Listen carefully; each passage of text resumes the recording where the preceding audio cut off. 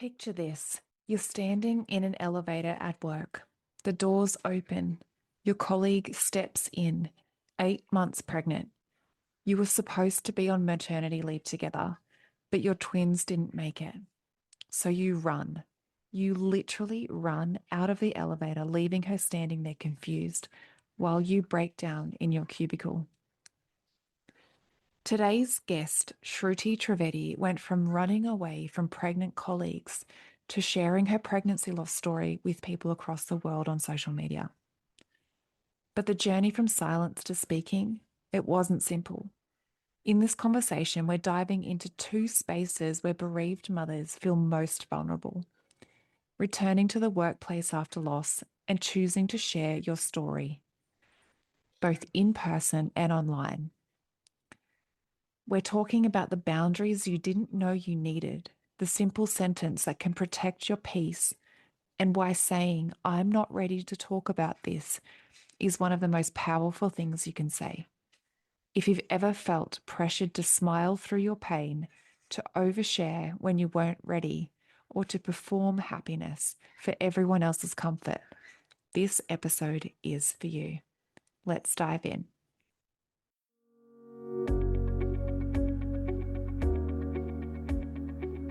Welcome to the What I Wish I Knew After Pregnancy Loss podcast. I am your host, Shana Southern. I am an angel mum, a rainbow mum, a pregnancy loss practitioner, and trauma-informed coach. I created the Institute of Healing Through Pregnancy Loss out of my own experience with loss in the hopes to provide understanding and healing, educating people on pregnancy loss, and creating more women or men in trained support roles.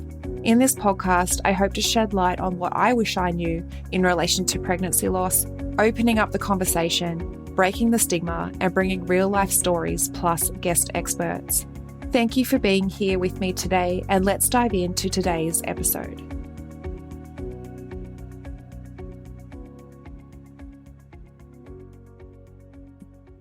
Welcome to the podcast, the intersection of pregnancy loss, fertility, trauma, and purpose, having the conversations that should have been happening all along. Today, again, I have with me Shruti Trivedi. Shruti is an ICF ACC certified life coach and founder of Tulsi Heals Life Coaching. After experiencing 2 pregnancy losses, including the passing of her twin boys, she found herself ignoring her grief for years until seeking therapy that transformed her life. Today, she helps working mothers and professionals release guilt, prioritize self-care, and embrace mental well-being with compassion and courage. Thank you again for joining us, Shruti. Thank you so much, Shana. It is again a pleasure joining you here today, and I can't wait to get this conversation started. Yes, amazing. We had a little chat before we started recording to make sure we were both on the same page, what we were going to be talking about today. And I think what we're going to be talking about is really valuable in terms of the moments that we come into contact with the outside world, like the people, the experiences on the outside of us that we can't control, namely talking about potentially going back into your workplace, and navigating social media and being able to obviously communicate and advocate for yourself and your experience, and also making sure that you're taking care of your physical, emotional, and mental well-being in this time as well, because both kind of elements we can be put off guard and we can have things coming, feeling like they're coming at us, and it can potentially knock us off our feet if we're not prepared. If anyone hasn't listened to Shruti's previous episodes, please do go back. She has shared her personal story on there with her losses. But today, obviously, Shruti will share parts of her story again. We're just in a different context this time. So again, thank you, Shruti. Thank you so much. So, like we talked about going back to workplace, I can maybe start off with that, especially after passing away of my twins when I went back to work. One of my friends was expecting. We both shared the news of our pregnancy around the same time. She was a month earlier than me.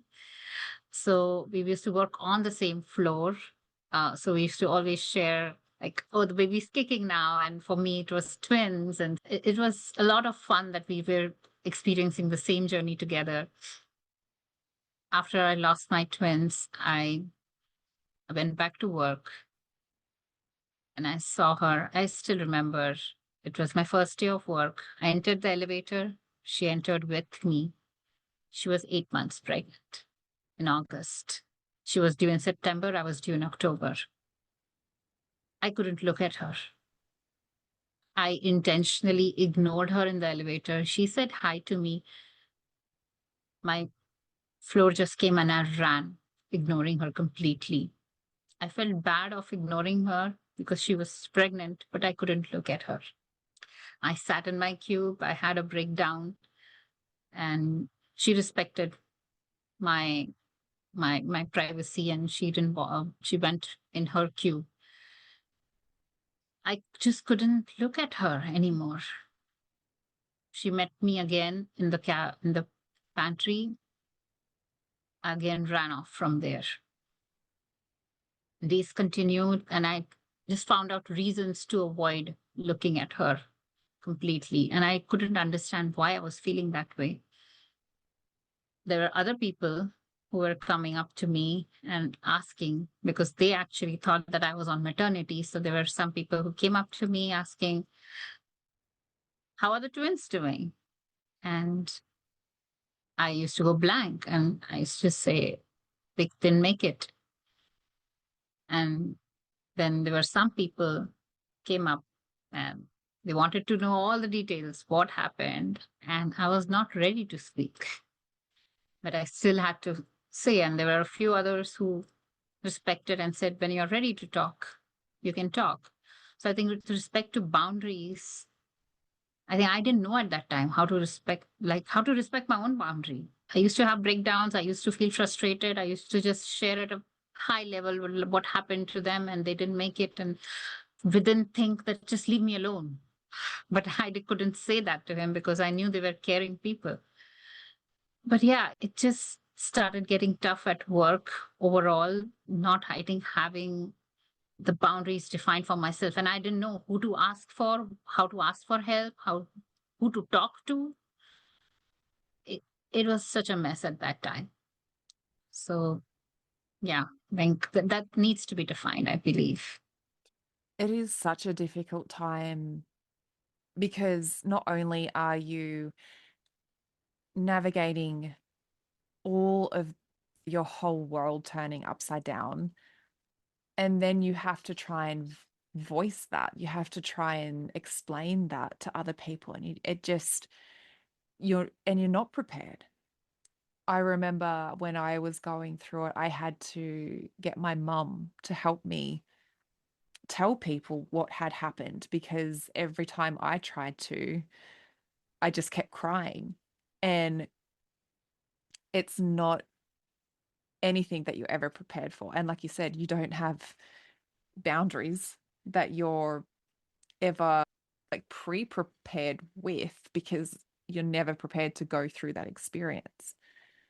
How were you? I know it's looking back over this now, how would you help someone in that moment? The Shruti that was going through that moment of like in the elevator, in the pantry, and you were saying like you didn't know what was actually happening to you. What would you say to her now, going back?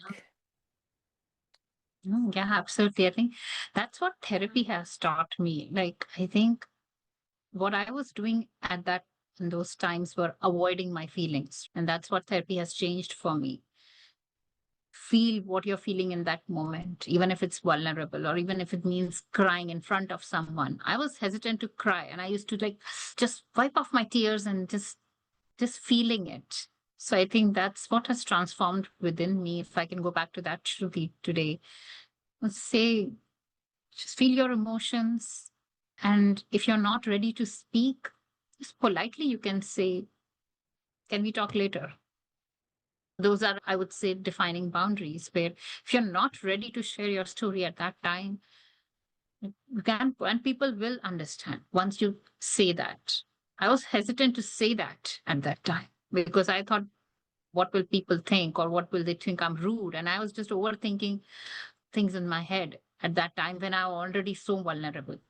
Mm. But I know that simple one sentence, like, can I please not talk about it? And people respect. I was not able to say that simple sentence that I'm not ready to talk, or can we not talk about it?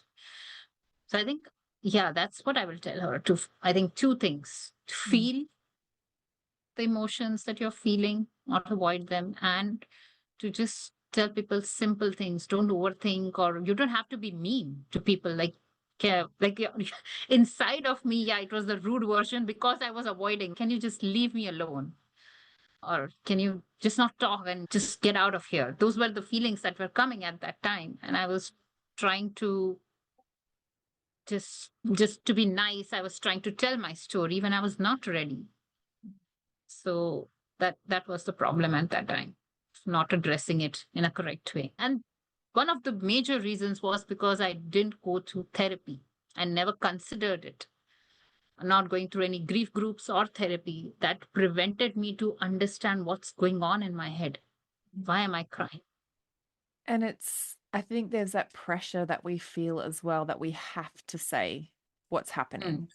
You feel like if someone's asking a question, you're like, I have to answer. I have to tell them they're asking me what's happening. I have to tell them what's happening. But not everyone needs to know that story. So we also have to be very mindful of the people that we're telling our whole story to. And not everyone has to know it in that moment. Everyone that is asking what is happening and shooting all these questions at you, you can say in that moment, I'm not ready to talk about it. And more often than not, everyone, like, they will be okay. I Yeah. think it's also our fear of, oh, if I don't say something here, they'll they'll judge me, or they'll think something negative of me, or we get in our own head about it too. But like you said, a simple statement of just, I'm not ready to talk about it. Can we circle back to this at another time? Can be really powerful and really empowering for you. Yeah, exactly. And though in those times, even the silliest things can come to your head. What if I don't share my story? Will they remove me from the project? That has nothing to do really with me not sharing and being vulnerable, but this is the manager of this project. Or if I don't share this, if they're asking this question and if I don't answer this question, what if they go back and say, okay, what, Shruti is really rude. Let's take her off this project. And our brains are, I think, capable of thinking the most silliest things. And especially when you're vulnerable, it goes even sillier. Those are the things we really need to, yeah. And I think as individuals, I think the boundaries are the easiest to work with, simple boundaries that are not rude, and they respect yourself at the same time, like when Yeah. you need that space. And that's what a boundary is, right? Like, you're giving Yeah. yourself the space to process what's going on. You already have so much that's happening inside of you, physically, mentally, emotionally. Sometimes your capacity to then take on anything else is just not there. And to have these conversations and to have to navigate having them is too Mhm. big. You're like, I can't compute this. My brain is just not working. I can't have this conversation. And you do, it's almost like you go into a default setting of, if I just run away, if I just escape, if I just get away from this situation, it will be better. That's not necessarily the case, because then, yes, like you said, you feel guilty for leaving the people, like that lady in the elevator, like you just ran away. And then you feel guilty for doing that because it's not you. Yeah. But if you were able to just say to her in that moment, whatever it was, however she asked that, a simple, I'm not okay, I can't talk about this right now. And like I said, more often than not, they'll respect that and that'll be okay. And then when you are ready, you can open the conversation back up again. Yeah, no, absolutely. And I think it it also goes back to saying no. I think I know I've always gotten that in all my most of my years in IT, that I have a hard time saying no to people. That goes generic, and that it affects this particular topic, because if a work has been assigned to me, my annual review always had this feedback that learn to push back and learn to say no to certain things, or be inquisitive more. If somebody's handing off work, just don't do the work. So then that pressure also goes with this topic. When somebody asks me a question, what happened to your twins? There is a pressure. I cannot say no. I have to answer that question, even if I'm not ready. So it is, I've learned it over time now, and I know how to respect my own boundaries now in many other, but it took me a very long time. So personally, I know why I struggled now at that time, because it was a generic way of, for generic personality of mine that had a hard time saying no to people. I And think, with my friend who was expecting, I do want to just add on to that, since we were talking about it. I After her delivery, and when she was came back from maternity, I did just, she was in my cube just, and then did talk to her, and I said sorry to her. So that was very meaningful for me, because I just couldn't, I didn't even see her baby for a long time. And then I started feeling guilty, like, why am I doing this? And why am I not look? It's not the baby's fault. I could see my babies just in her babies. My babies would be 3 months, 5 months. And then stopped doing that. And I said sorry to her that I ignored you. And she didn't even realize that was the thing. She's, oh, I didn't mind it. I didn't feel bad. I know what you went through. So you don't have to apologize. So I think that was a beautiful reunion for me. And it was very, for me, that guilt got lesser. So I felt really nice. yeah, it is just being able to tell our truth in those moments and Mhm. even if we feel like we are trying to put in a boundary in place in that moment, it's okay to say, I come back and say, this is why I did it. I needed space for me.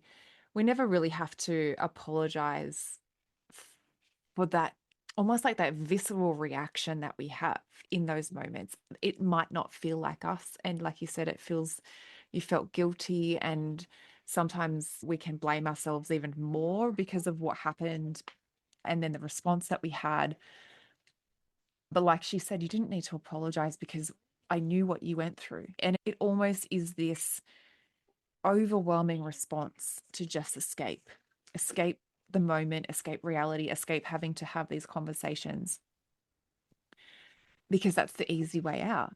Like we don't have to process anything else apart from what we're already trying to deal with. But to be able to go back to her and have a conversation with her and for her to say that to you, it would have been really reassuring and really meaningful for you. And in a way, like closure as well, because you probably would have Yeah. been like ruminating on that for a long time. And she's the one who threw a surprise baby shower to me in office the following year, Yeah. because I was expecting with my son. So I actually cried. I still have that video of me. She called me in a conference room with many of the people and my husband, and I just broke down and the entire like cake cutting and everything. And it was she and I told her I wanted to do this baby shower last year, and she's like, yes, so you get to do this year. So it was such a complete, beautiful story, and it was so meaningful for me. Oh, it sounds so beautiful. She sounds a really lovely person to have in your corner. Yes, she is.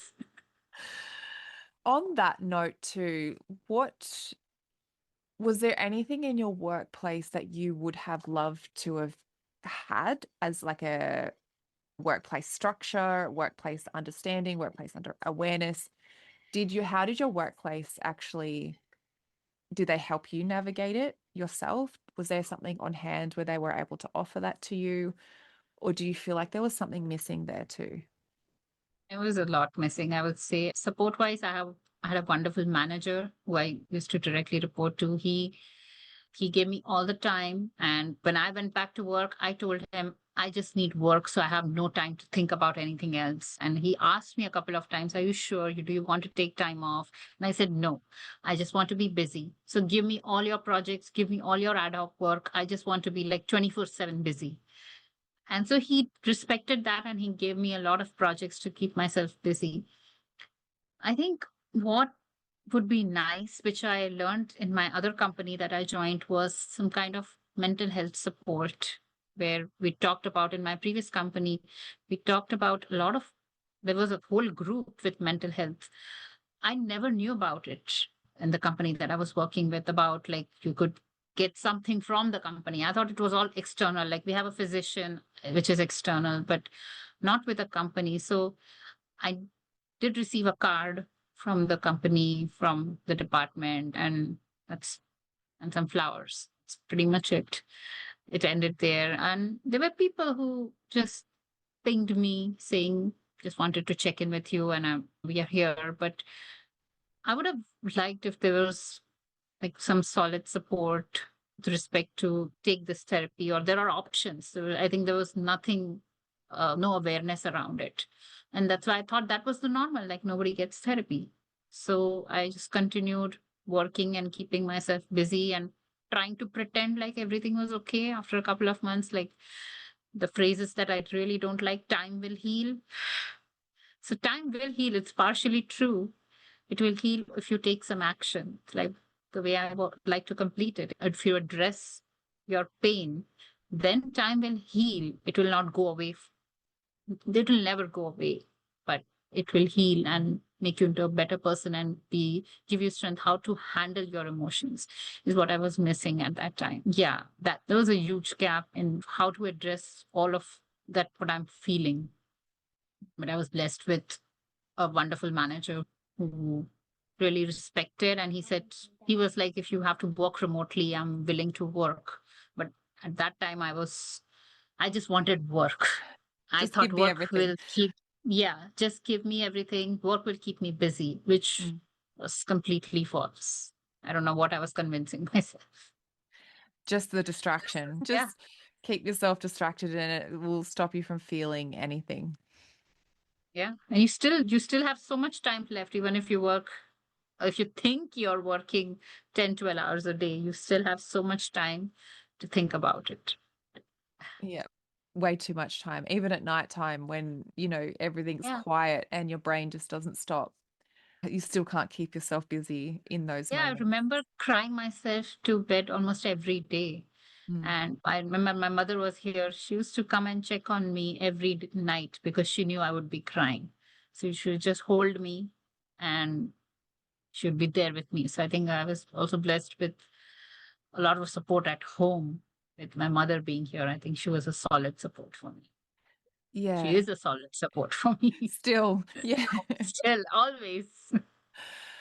I think I in my workplace going back afterwards as well, there wasn't anything available. And so I think having someone or something that you report to, someone that you can say, okay, this is what's happened, can also help you communicate what you need from other people around you, from other employees. It can help you in advocating for yourself and being able to share your story, because it's not just you. Like, you have Mm, someone then to help support you in doing that. So I do believe the workplaces allocating a person, or not even if it's just, it doesn't have to be a complete new job role, but just have someone that is trained to be able to have these conversations when they know stuff like this is happening. Be there for that person to say, okay, this is how we can do this together. You're not alone trying to have these conversations and literally dodging bullets, because that's what you feel like you're doing when you're walking through your workplace. Every person that's coming at you feels like a bullet. You're like, oh my gosh, are they going to say something? What am I going to have to do here? And you're like dodging and weaving and trying not to hit anything. exactly. And I think you made such a good point because that's what I started after I got therapy and I started talking openly about it. And many people came up to me. I used to have some private things at work saying that because you talk so openly about it, I feel comfortable that I'm not the only one thinking about therapy. And so it just normalizes the conversation, and that's why I started sharing my story with just more and more to people, and just also being intentional at some point sharing my story even at a dinner, at a work dinner, so that people were inspired. Okay, you're being so vulnerable and sharing your story, and now we feel like, and it also aligns to like grief in general, right? So if I'm talking about pregnancy loss, it's again loss. So I remember last year we had a team member who lost his mother. So somebody immediately reached out to me because they knew I would start something. So I created a digital card, and I we sent him some flowers, and we just wrote messages for that person. And it was so meaningful for him. And when he came back, he was so grateful. That it was a hard time for me losing my mother, but just having all your support and your messages. And then from my side, that's what I try to do now, being intentional. I pinged him and I told him that within our company there is this support group, and go for it. It's complimentary. Go and take the help. So he felt nice that I'm reaching out and talking so normally about it, rather than offering condolences. Is always good to say we are praying for you, or but that additional step really makes that difference. That would be nice at a workplace where we can just openly talk about it, openly talk about support groups, and just help each other out, because grief is something we're going to continue to experience. Is no end to it. If you're listening to this and feeling the pull to help bereaved mothers, but you're stuck wondering, what am I actually building and can I make this work? I created something for you. It's called From Loss to Legacy, the 4-week immersion. Over 4 weeks, we crystallize your calling, your story as professional foundation, your purpose that will sustain you, your specific offer with proof bereaved mothers will invest, and your 12-month roadmap forward. You'll stop circling and start building. The certification teaches how to support bereaved mothers with trauma-informed frameworks. But the immersion teaches you what you're building and whether this is your path. The next cohort starts in March. Enrollment opens in February. If you're ready to get clarity on your calling, DM me Immersion on Instagram. Don't circle for years. Get clear now. Unfortunately not. And grief in general is very hard anyway. And then pregnancy loss on top of that is just next level hard for people to really know how to be there for someone, to be able to normalize it, to be able to have someone that people openly are aware of, that they can go to, that they can talk to, and for them to come to you as well, like what they did when they came to you and said, oh, Shruti will know what to do. That's what we need inside of businesses, where everyone is openly aware of these things. When someone has a challenge, they'd be like, okay, this is what's available.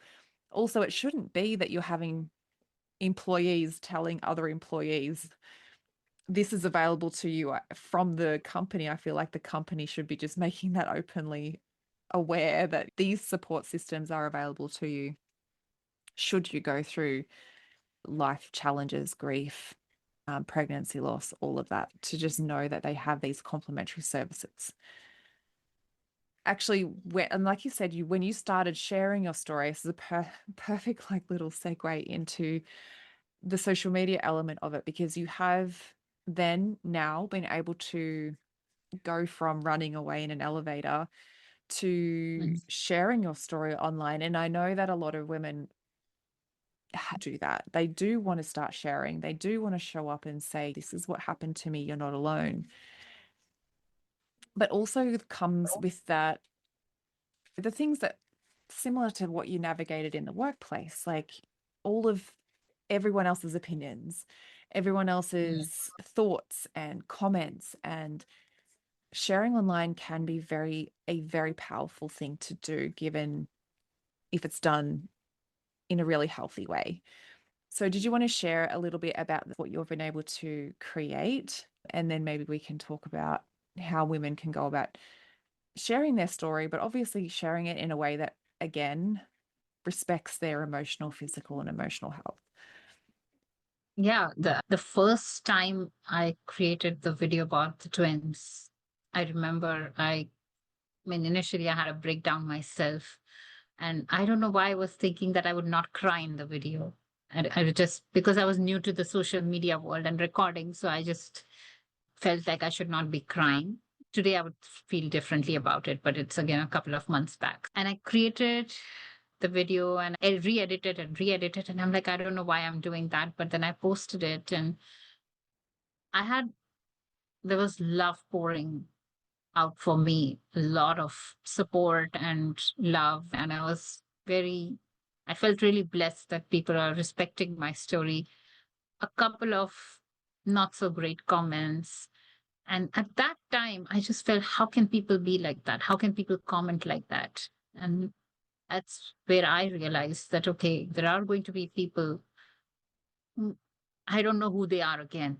At least at workplace, I know these people I'm working. These are for every reason aliens. I don't even know what they look like, who they are. So I cannot judge them, or they might have just written, they might be scrolling through so many comedy videos and one of mine came up their ways. They might be in some funny mindset and they just wrote something.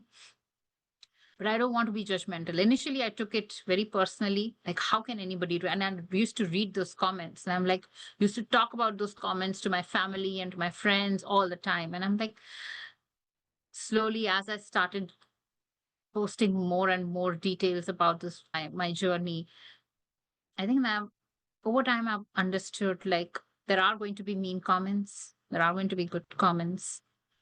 There is nothing I can do again. It goes back to the simple concept of what is in my control, what is in my not my or not is not in my control. So what is in my control, I can focus on how much I want to share, what I want to share. If I'm looking for positivity and if I'm seeing that coming my way, I might just share as much as I like. But if I might think about or doubt myself that maybe this is something, I might receive more negative comments, I might just think through it and present it in a different way so that my that part of my story still goes out, but in a different way. So I'm still working through it, but I think there's a lot of learning again what you want to share, because once you hit that button again, there are options in social media who you want to share.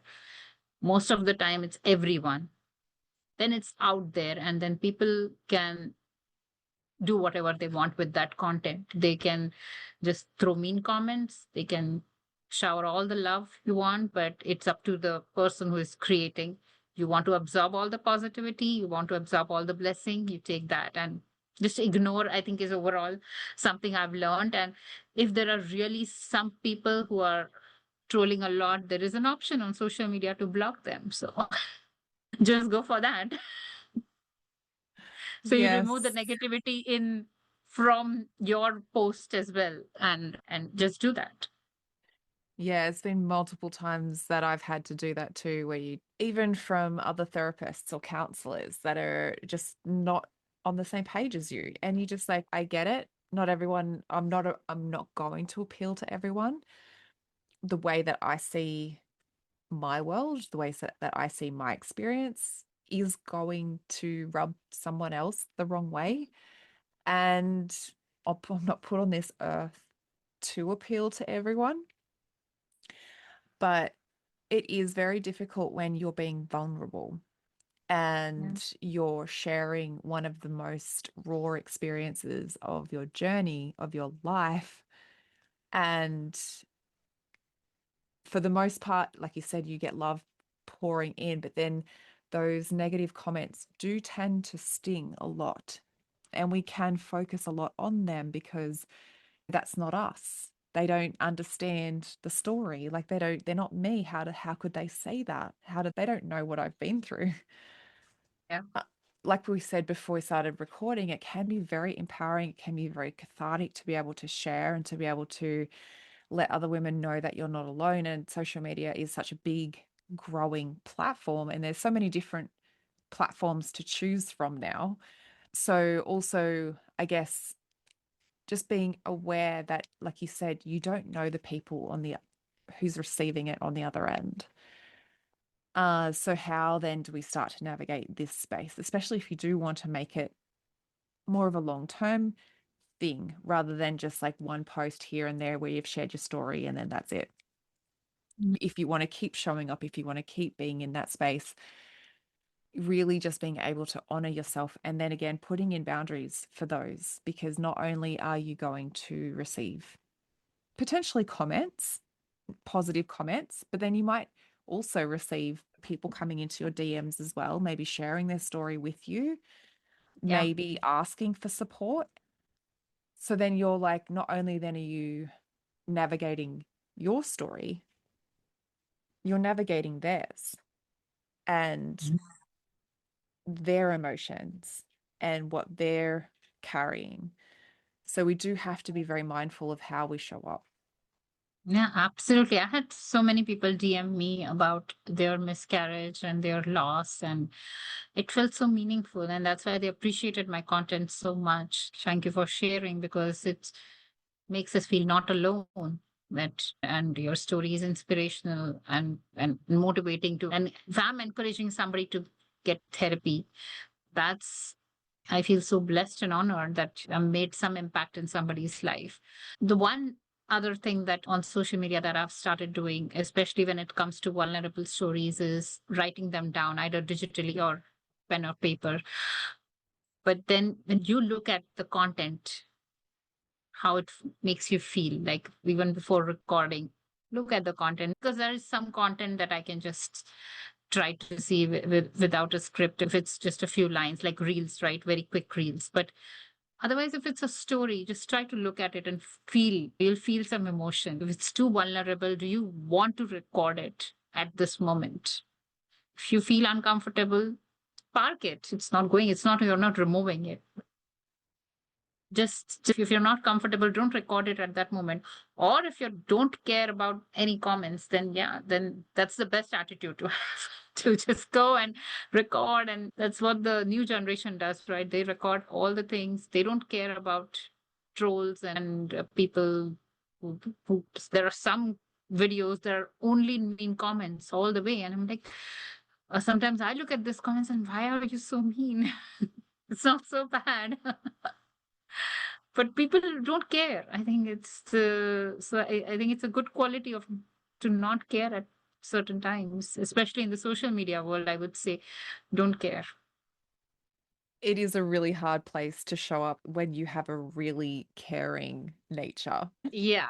And I Care think about the good comments, I would say. So care about the good comments, care and give all your energy to those. And when it comes to anything negative that makes you uncomfortable, just then I would say just apply that. Just have a mental formula inside your head and then apply that formula to all those comments. and just to know that, what these people are saying is a reflection of them and not you. It's not anything Exactly. to do with you. What you've said has probably triggered something in them. So it's not a reflection of you. It is hard sometimes to really read it, but also just take your time in processing it because it has obviously then surfaced something in you too. So then understanding what that emotion is or that belief about you is, that comment has surfaced. Yeah, I wish sometimes I didn't care so much. But I don't think that's ever going to change. I care way too much about my work and about what everyone says. So, and it's not a bad quality to have. Yeah. If we could work on toughening our skin a little bit, maybe. Yeah. And then there are times where I also get scared. What if I become too tough? Yeah. I want to be myself. So I don't want to lose myself by just becoming too tough. So that's a balance to strike. Like you don't, and then You will not care if the not care attitude applies. You will not care about the positive comments, and this is not me then. So Yeah. I want to be caring, and that's where you have to decide for yourself, like how much do you want to share out in public, and then there will be specific groups that or communities that you can create with all the positive comments, or say you have a newsletter where you can have those conversations in detail, what you want to share and advocate people, and every person from that group will be the people who are loving your content, so there'll be no negativity by default. So I Yeah. think that's also a nice way to share your stories and be vulnerable. Yeah, yeah, you don't want to have too much of a thick skin. It is okay to take what is written and be okay with what's there. And also, yeah, create and see if you can create your own community where then you can share more openly, like you said, in newsletters or other communities where your story will be received. And I think sharing your truth, like if it's your truth and you know it is your truth, regardless of what someone says, it's not like you've made something up and they can catch you in the lie. Like it's your story, it's your truth. Stand in that knowing of this is what I believe to be true for me. That in that space, you will be rocked less than if you had made something up. And then if someone catches you out and then you're like, yep, that was a complete Yeah. lie and you've been caught out. But when we can stand in our truth, I think that's when we can start to really be not, you'll never just be okay, but have these comments come in and be able to process them better. Yeah. No, absolutely. That's true. And I think also to keep an aptitude that you're not going to be able to keep everybody happy. So No. just like you're saying, just have the true story. And it's Mm, going to resonate with certain group of people, and it's not going to resonate with some group of people. So that's fine. And that's okay. yeah. It doesn't resonate.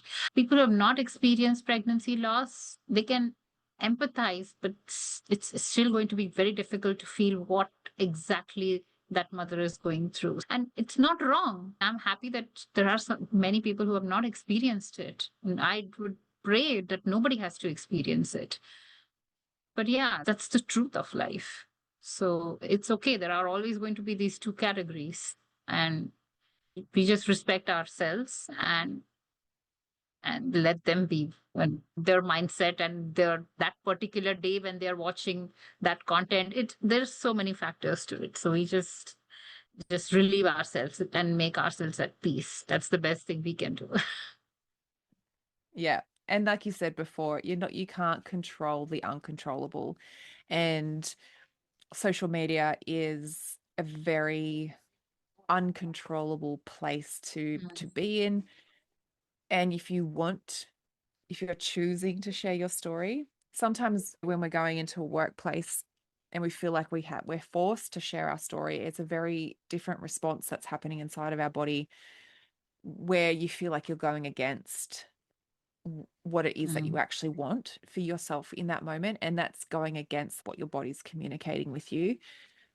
When you're showing up on social media, it's different because I'm choosing to share my story. I'm choosing to share and be vulnerable so that others feel less alone. But then you are giving permission to everyone to be there to read, like whoever comes across your work. So it is a nice place to be able to do it. It was I first shared my story on Facebook and then obviously started everything up from there on Facebook and then Instagram. But I know that you've got other platforms as well that you navigate and you share your story as well. I think you're on TikTok as well, and then you also share your writings on Substack. Substack, and recently, I think a month ago or 2 months back, I started posting the same content on LinkedIn as well. and someone recommended. So I think it also makes, and I know LinkedIn is a different platform, but it makes sense. And many of my coworkers are looking at that content and they are very happy because they don't follow me on other social media platforms with Insta. So they are able to, most of my coworkers have been able to follow me and they are very impressed by what stories I'm sharing. So yeah, it's going pretty well. But yeah, I think you made that point. Like whatever we are sharing there, if we are able to keep a limit to ourselves, what we want to share, we can. If we are comfortable sharing, it's like social media. It was not possible in the past to reach the entire world. That's what the power of social media is. Now we can reach the entire world. My cousins and my uncles back home in India, they watch my videos and I feel very honored that I wouldn't have been able to reach out to them in this way. So it can be a blessing and sometimes a curse. So it's a mix of both. So we have to just accept it and maybe focus on the good parts of it. Like you're able to reach every corner of the world, Mm. which would not have been possible without social media. So I think focusing on that more just makes it feel better. Yeah. And screenshotting all of those positive comments. So when you ever question yourself and what you're doing, you can read them and go, okay, I am making a difference. Yeah. Um, and And I if think, there is any, again, like if there is any video that you feel uncomfortable later on, again, with social media, delete it. There are simple options at times. If you feel you've overshared something that you don't feel, easy options to just delete it and you're mm, done. yeah. So it's not like irreversible, right? Once you post it, it's forever there. You are still in control. You're still the admin of your account. So you're able to tweak it, to delete it, do that. That's also another beauty of social media that you can do. And I think just watching your energy. So if your emotional health, your energy, when you're on social media. So obviously, not thinking that you have to show up like all of the time and share all of the time or be at the beck and call of the people that are DMing you. So, yes, if they're DMing you and you want to have these conversations and you have the energy for them, then do that. But if you're just depleted and you're overwhelmed and you're like, I can't do this, then honor that as well and take some time out and just know that whenever you do feel right again, you can take up those conversations. You can take up social media again because they can, if you are getting, like you said, you get DMs like from people saying, thank you for sharing. And then they're sharing their story too. Also, just be aware of what your triggers are, what your emotional health is, putting some boundaries in place to know, okay, if I feel this way, I'm going to take a step back. If I feel triggered, if I feel overwhelmed, if I feel emotional, this is what I'm going to do and preempt Mhm. any of that so that, okay, this is when this happens, this is what my response is going to be for me first, because Exactly. it's all for you first. No, absolutely. And there are messages where I feel so vulnerable, feel so sorry for that person. And I'll reply something just to acknowledge their pain. And I'll just take time for myself because I'm absorbing their story now, what they Mm, have been. And I get like paragraphs and paragraphs of messages at times. So I'm absorbing and trying to empathize with their story. And yeah, I usually start with an acknowledgement, and then if when I feel ready, I'd then I'll have my own paragraph written out for them.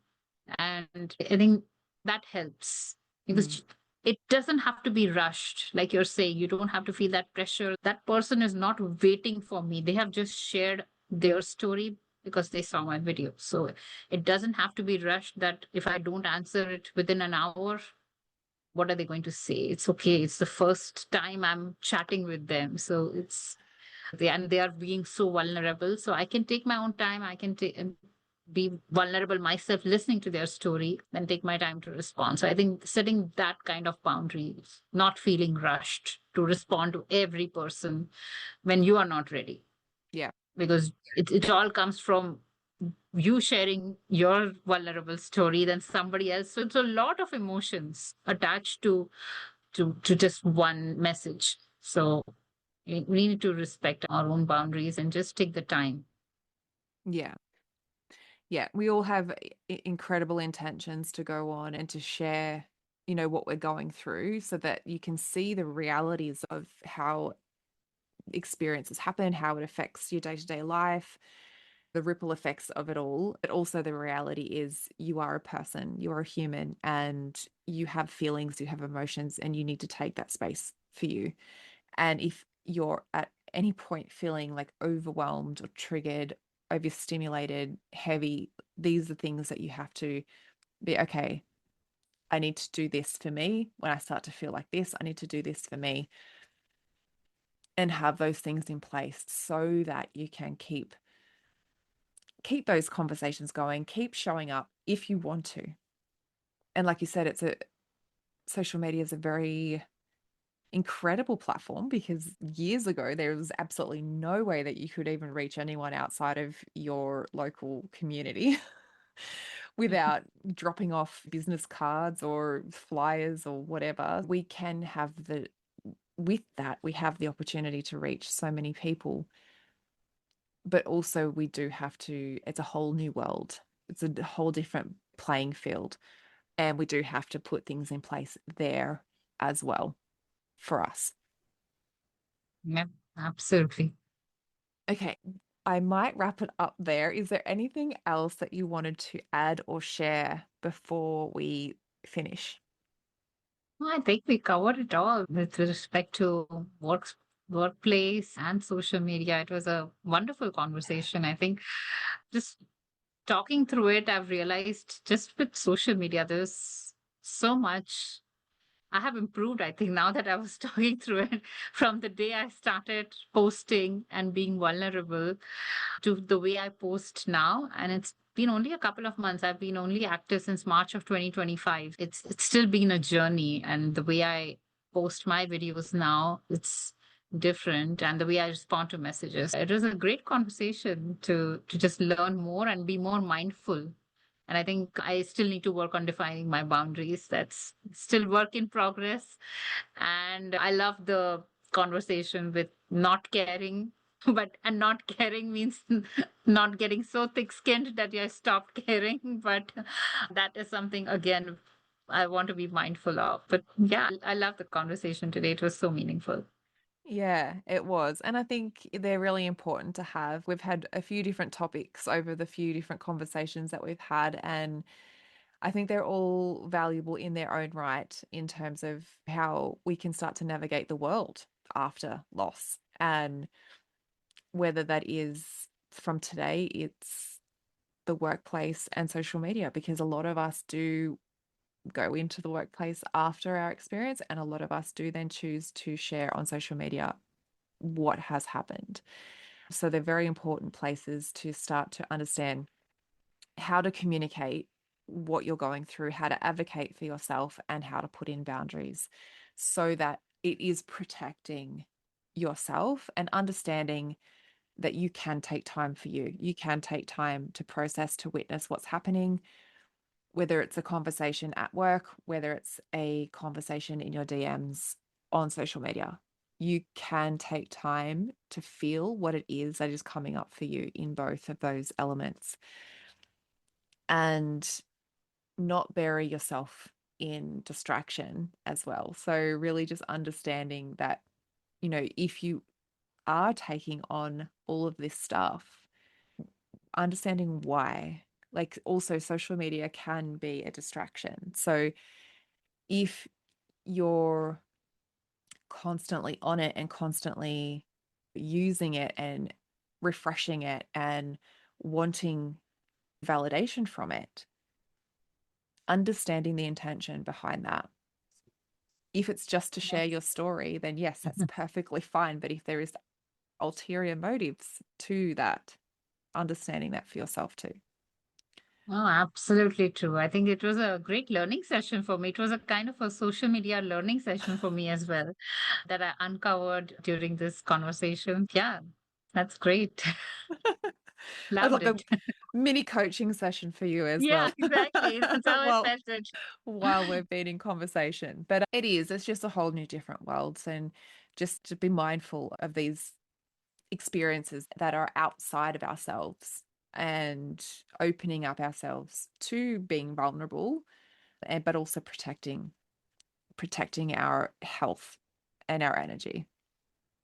Yeah, absolutely. And everybody has their own limitations, right? Some people are willing to share their stories, some are not. So Yeah. it's also what do you want to share? It's on every individual. How comfortable are you sharing? Yeah. Or even like you said, if you don't want to share it at all, then you don't have to. Mm.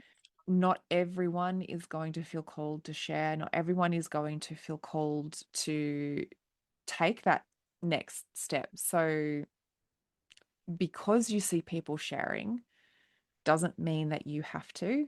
It doesn't mean Not that at you're all. Yeah. obligated to. And it doesn't mean that you're doing anything wrong. Like people are sharing because they want others to feel less alone. But by you not sharing doesn't mean that you're failing the community or anything. It's just you. It's your personal choice, and that is completely fine. Yeah, you Um, should never feel pressure to share. The reason I started sharing my goals and my perspective was different because I felt in person. That all started with in person, right? When I started sharing my story, I people started resonating more. And that's when I took the next step and I said, okay, you know what? It's a group of people here in my office or my personal friend circle. When I go to social media, it will impact so many other lives and people will start resonating. And that was my goal. But that doesn't mean that another person who has experienced loss has to follow what I'm doing. It's their own personal choice. So nobody should ever feel pressurized mm, if they're not comfortable. yeah. And that's the same for your workplace as well. If you Mhm. really don't want to share, or even just in general outside in society, if you don't want to share your story, you don't have to. It's not, Mhm. it's for you and it's not for anyone else. If you don't want them to know what the ins and outs of what's actually happened. So also just being able to again communicate that, advocate for yourself, put in those boundaries. There is at any one of these points, like it is just about knowing what feels right for you. Absolutely. Thank you again so much, Shruti, for being a part of the podcast. Thank you so much. I enjoyed this conversation and thank you for calling me yet again to your show. And I'm happy to have more conversations. Talking to you is always a pleasure. And I see Poppy coming in sometimes. It's always nice to see her face. And so hopefully after this conversation, you guys can hang out and spend some time. Yeah, I'm sure she'll pop in and say hello one more time, but yes, it's never an episode without her popping in. Yeah, she's our special guest. Yeah, my little sidekick. Thank you to all that have listened in. If this episode was valuable to you, I invite you to leave a review on Apple Podcasts, and I look forward to supporting you on the next episode. Thank you for listening in with me today. I hope you found this episode helpful. If you did, I would absolutely love to hear from you. Take a screenshot of this episode, share it to social media, and tag me at Institute of Healing _PL. I love seeing what is resonating with you right now. If you want to chat further, I invite you to connect with me through Instagram. Head over and follow my Instagram account, send me a DM, and let's open the communication. If you want to know more about how you can be the support for others, head to the show notes and fill out the application form for the Pregnancy Loss Practitioner certification. I want to also note here that what I share within the episodes is not medical advice. If you need further support, please consult your doctor. Thank you again. Much love to you. Be gentle with yourself, and I look forward to supporting you on the next episode.